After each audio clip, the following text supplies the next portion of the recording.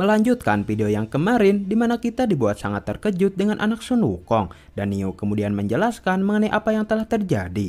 Tepatnya 20 tahun yang lalu, Moren mengajak Sun Wukong untuk bertemu dengan sang adik dan diketahui bahwa Nio adalah cewek pendiam bahkan jarang bergaul. Penyebabnya sendiri karena Nio memiliki kekuatan yang tergolong besar dan itu sebabnya ia sangat ditakuti. Hingga Sun Wukong yang merasa kasihan langsung mengajak Nio untuk bersenang-senang dan karena tubuh Wukong yang kuat, dirinya dapat menahan serangan-serangan yang tersengaja Nio lakukan. Karena Sun Wukong yang sangat perhatian, hal itu ternyata membuat Nio menjadi jatuh cinta. Bahkan ia sangat tidak tenang ketika Sun Wukong akan melanjutkan perjalanan. Hingga tepatnya di bawah sebuah pohon, Nio mengungkapkan cintanya kepada Sun Wukong dan ia sangat bahagia ketika Sun Wukong sempat berkata yang Nio artikan bahwa cintanya diterima, yang padahal Sun Wukong sedang mengigau sembari tertidur pulas. Namun entah kenapa besoknya Sun Wukong bergegas pergi tanpa pamit kepada dirinya, yang hal itu membuat Nio menjadi sangat sakit hati. Bahkan Sun Wukong meninggalkan anaknya sendiri yang sekarang telah tumbuh dewasa. Bisu Tong yang mendengar hal itu jelas sangat tidak percaya karena Wukong bukanlah pria cabul yang suka bermain wanita dan ia langsung mencopot buntut kera yang ternyata itu hanyalah mainan. Melihat kebohongannya diketahui jelas membuat Nio menjadi sangat emosi dan meminta Bisu Tong untuk mengeluarkan Sun Wukong yang ia kira sedang bersembunyi dan sempat terjadi kejar mengejar pada saat itu hingga Bisu Tong berhasil selamat ketika bersembunyi di dalam sebuah benda dan ia kebetulan bertemu Moren yang sedang bersama Duoji. Namun secara tak terduga Ratu Lebah tiba-tiba datang ke tempat itu dan membawa banyak pasukan untuk menyerang kota sapi dan langsung terjadi pertarungan sengit di antara mereka. Di sini terlihat bahwa pasukan lebah sangatlah banyak, bahkan membuat pasukan sapi menjadi sangat terpojok dan banyak korban jiwa dalam peperangan itu. Duoji juga sempat tersengat oleh salah satu lebah yang membuat tubuhnya seketika mengering dengan sangat cepat. Bahkan karena banyaknya lebah, Kyoyu sampai diculik dan dibawa pergi dan sialnya Bailang harus gagal untuk menyelamatkan Kyoyu. Hingga setelah peperangan berakhir, terlihat kesengsaraan menyelimuti kota sapi karena banyak korban tewas ditambah Kyoyu yang sudah diculik. Melihat klan sapi yang terus melemah jelas membuat Bisu Tong menjadi bersedih karena pasukan lebah yang meningkat dengan menyerap darah dari klan babi. Yang hal itu digunakan bangsa lebah untuk menetaskan ribuan anak-anaknya. Dan cara satu-satunya untuk menghancurkan bangsa lebah adalah dengan menyerang markas mereka. Namun karena markas lebah sangat tersembunyi, klan sapi tidak bisa melacak keberadaan mereka hingga saat itu. Hingga Duoji berkata bahwa dirinya bisa melacak sarang lebah dengan sangat mudah. Karena dengan luka yang ia alami, maka keberadaan bangsa lebah bisa ia rasakan. Dan mereka berniat melakukan serangan pada saat itu. Sementara Kyoyu sendiri dibawa ke markas lebah yang berada dalam gua. Dan sudah terdapat malaikat surgawi yang merupakan dalang dari penculikan Kyoyu. Atas kerjasama tersebut, malaikat surgawi kemudian memberi hadiah berupa kekuatan jiwa yang akan membuat Ratu Lebah lebih kuat dan bertelur dengan sangat cepat. Namun hal tak diduga terjadi di mana Ratu Lebah berkhianat dan menyerang para malaikat, sekaligus memasukkan mereka ke dalam sarang anak lebah untuk dijadikan makanan. Dan ketika anak lebah baru menetas, mereka langsung memakan para malaikat dengan sangat sadis. Scene kemudian beralih ke istana surgawi, di mana seorang pejabat istana masuk ke ruangan Sitian dengan sangat tergesa-gesa untuk memberikan sebuah peta mengenai lokasi Gautama. Dan untuk menjaga privasi tersebut, Sitian langsung membunuh penjaga itu dengan sangat kejam. Sitian kemudian memanggil dua raja surgawi yaitu Guang dan Chiguo yang ia perintahkan untuk membunuh Gautama dengan peta mengenai lokasi keberadaannya dan mereka langsung bergegas pergi dengan senang hati. Sementara Guan Yin yang tersengaja mendengar hal itu seketika terlihat sangat panik akan hal tersebut. Bahkan ia seperti khawatir dengan keadaan Gautama. Singkat cerita, Guang dan Chiguo akhirnya sampai di lokasi dan dengan kekuatan kipas api, Chiguo dapat menemukan tempat Gautama yang bersembunyi di sebuah gunung es. Hingga setelah mencari kemana kemari, Chiguo akhirnya menemukan Gautama yang sedang bersemedi dan Gautama langsung terbangun dari tidur panjangnya itu. Karena tidak ingin membuang-buang waktu, Chiguo kemudian mengubah tubuhnya ke mode tempur. Begitu juga dengan Guang yang langsung menggunakan senjata andalannya berupa gendang petir dan langsung terjadi pertarungan sengit pada saat itu.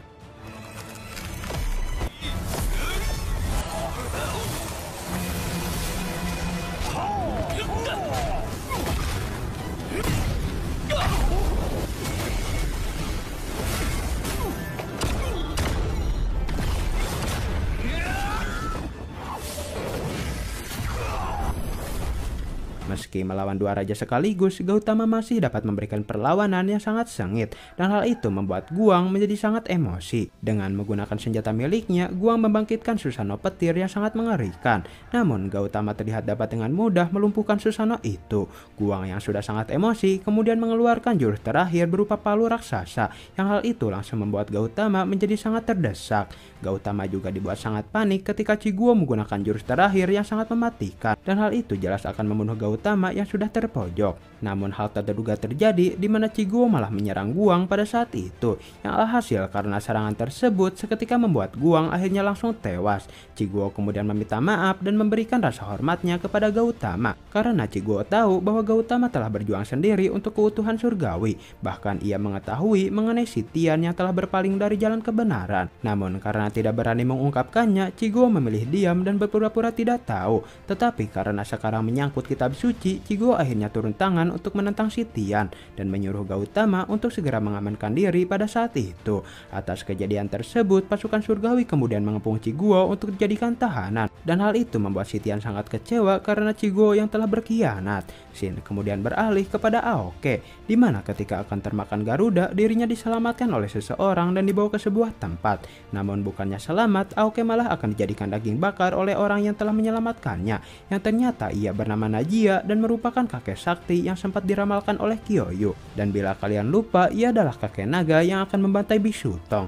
Alasan Najia menyelamatkan Aoke sendiri yang tak lain akan ia jadikan sebagai makanan, karena dengan memakan daging sesama naga maka kekuatan pada dirinya akan bertambah, dan ia sudah sangat lama tidak melakukan hal itu. Setelah selesai menabur bumbu, Najia langsung menggorok Aoke untuk meminum darahnya dahulu, dan ia juga akan mengetahui mengenai semua ingatan Aoke dengan darah yang ia minum. Setelah melihat mengenai kitab suci, hal itu membuat Najia menjadi sangat terkejut, karena ketika kitab suci menghilang, keadaan Yin dan Yang sudah tidak lagi seimbang, dan ia berniat memanfaatkan Aoke untuk mendapatkan kitab suci itu. Namun melihat Aoke yang telah sekarat, Najia langsung memberikan sebuah kekuatan berupa esensi jiwa, dan hal itu sangat ampuh karena tubuh Aoke menjadi pulih kembali. Tepatnya di langit luar awan, Aoke baru saja terbangun dari pingsannya tadi, dan ia sangat terkejut karena sudah terdapat Najia pada saat itu. Aoke yang panik berniat untuk menyerang Najia menggunakan kekuatannya, namun ia sangat terkejut karena kekuatannya yang berwarna merah sekarang telah berubah warna, beserta juga dengan kekuatannya yang terasa lebih kuat.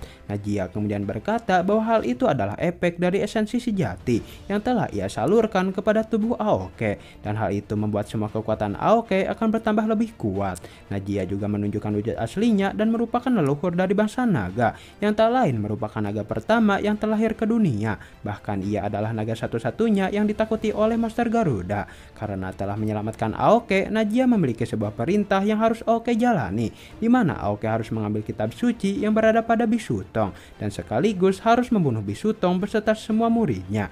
Najia juga berkata bahwa ia memiliki jiwa Aoling yang berhasil ia selamatkan, dan jika ingin Aoling hidup kembali, maka Aoke harus bisa membawa kitab suci kepada dirinya, karena diketahui bahwa kekuatan Najia sudah tergolong melemah, dan ia butuh kitab suci untuk memperkuat dirinya kembali. Dan demi keselamatan Aoling, akhirnya Aoke setuju akan tawaran tersebut. Tetapi sebelum kepergiannya, Aoke sempat mengunjungi istana naga untuk balas dendam, tetapi bukan menggunakan kekerasan, melainkan dengan kesombongan yang ia miliki, di mana Aoke memperlihatkan bulu Garuda yang berhasil ia dapatkan. Dan karena hal itulah Aoke langsung dilantik sebagai naga paling pemberani, beserta semua kesalahan Aoke dihapus hingga bersih kembali. Dan setelah puas, ia langsung bergegas pergi untuk mencari Bisutong. Shin kemudian beralih ke klan sapi, di mana dengan arahan dari Doji, mereka masuk ke sebuah lembah untuk mencari markas lebah, dan secara tiba-tiba ribuan lebah langsung mengepung mereka pada saat itu. Di sini juga terlihat bahwa para lebah membentuk sebuah jaring yang sangat besar untuk mengalihkan arah angin yang berasal dari padang rumput,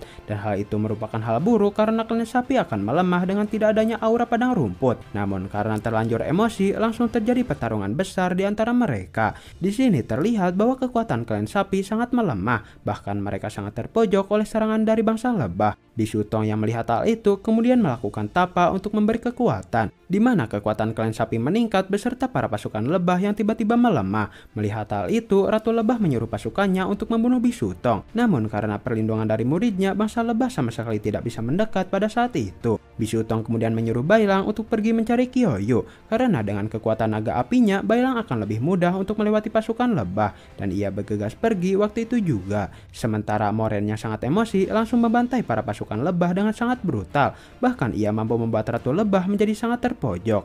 Tetapi hal tak terduga terjadi di mana Doji berkhianat dan menyerang Moren, yang ternyata Doji telah bekerja sama dengan pasukan lebah untuk membunuh Moren. Alasannya sendiri karena Doji merasa bahwa Moren tidak pantas menjadi raja karena lebih mementingkan adiknya dibanding kesejahteraan klan sapi, dan hal itu bisa dilihat ketika kota sapi yang dipenuhi padang rumput berubah menjadi sangat gersang beserta kehidupan klan sapi yang sudah sangat memprihatinkan.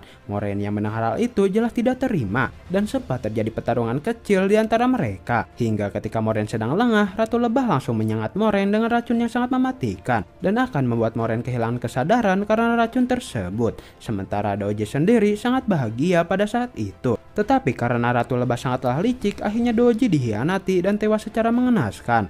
Ratu Lebah kemudian dikejutkan dengan Moren yang masih bisa melawan, bahkan memberikan serangan yang membuat sang Ratu Lebah akhirnya harus tewas. Dan melihat hal itu, semua pasukan lebah langsung melarikan diri akan hal tersebut. Shin kemudian beralih kepada Bailang, di mana setelah mencari agak lama, ia akhirnya menemukan Kyoyu yang tergeletak pingsan, bahkan hampir saja terbunuh oleh sekawanan anak lebah. Namun beruntung, Bailang langsung menyelamatkan Kyoyu dan pergi mengamankan diri. Meski iblis lebah telah dikalahkan, namun masalah mereka ternyata belum berakhir karena racun dari sang ratu yang membuat Maron berubah menjadi monster. Bahkan tampilannya sangat mengerikan dengan aura jahat yang sangat melekat. Bahkan tak sampai di situ, Moren juga mempengaruhi anak buahnya hingga hilang kesadaran dan sangat membutuhkan makanan berupa daging yang sangat segar. Melihat kondisi Moren jelas membuat Bisutong menjadi sangat prihatin. Dan sebelum jiwa Moren menjadi jahat seutuhnya, ia berniat untuk menyadarkan Moren menggunakan mantra penyembuh dan langsung terjadi pertarungan sengit di antara mereka.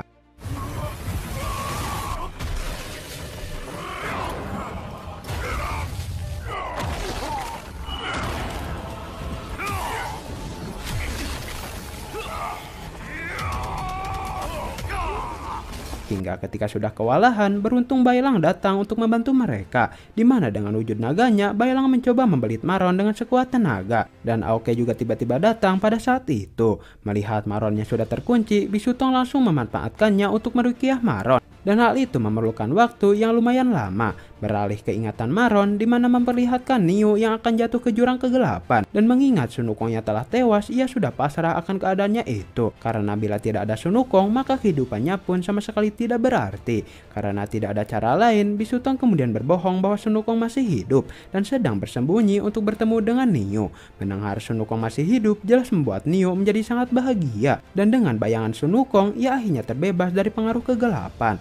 Namun kita dibuat sangat terkejut karena sosok dari Moren ternyata adalah Niu, yang bisa kita artikan bahwa Moren hanyalah wujud palsu dari penyamaran Niu. Karena bila memimpin dengan wujud perempuan, hal itu membuat Niu sangat tidak percaya diri. Dan karena telah mengalahkan iblis lebah, akhirnya pertempuran tersebut dimenangkan oleh klan sapi.